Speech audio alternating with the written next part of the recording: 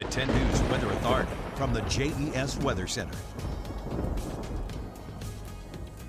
Good afternoon, everyone. Here is a look at our SkyCam network and current conditions. We're mostly in the 70s across southwest and central Virginia. A couple spots still in the 60s out there. But something that we are noticing, clearing skies throughout the remainder of the afternoon. And then later on in the evening, we'll start to see partly cloudy and then mostly cloudy skies return. But also something that we are seeing, winds out there between about 10 and 15 miles per hour. Danville is at 75, South Boston is at 76, Lynchburg, Alta Vista, Bedford also grouped at 75, and then Wytheville, Independence, Floyd, Pulaski, and Hot Springs, the only spots still in the 60s out there at 12-19 this afternoon.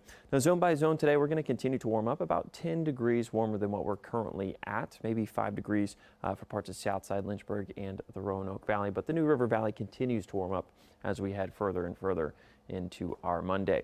Wind speeds are going to be pretty much a big story for the day. That's really the only thing that we're going to be dealing with for the next couple of hours. Winds are primarily out of the south and west. You see the streamline flow that is supplying some of those warmer temperatures because warmer air is being supplied from down south, say into portions of the Carolinas and even into parts of the southeast. Wind speeds will continue to stay elevated throughout the day, maintaining themselves between about 10 and 15 miles per hour, but then our gusts slowly start to taper off. They go from 20 to 25 to then 15 to 20 miles per hour as we head into the overnight.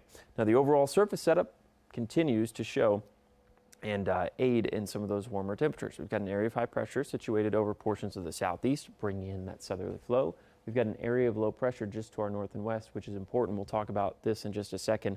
But what it is also doing is continue to bring it in that southwesterly flow. So it's going to be warm out there all afternoon long.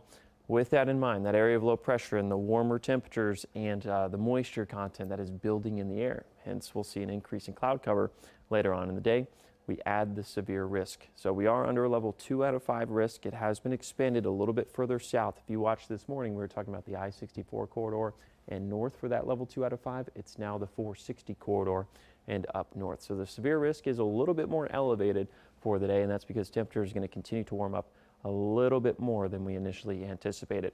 Here's a look at Futurecast going through the afternoon. We're pretty much clear to partly cloudy. Then we start to see some rain showers, some of which will be packing a punch right around that 6 to 7 o'clock hour for portions of the highlands, then continuing to push off towards the east through 9, 10, 11 p.m. Even through about midnight, we'll continue to see some of these showers that will fold and carry on over into our Tuesday morning. So expect a couple of isolated showers on your Tuesday commute. Overnight lows still going to be pretty warm out there, 49 to about 59 degrees across the board. Here's one last look at your 7-day forecast where we go from 80 today to 62 on Wednesday, and then we're back into the 80s by Saturday. Happy?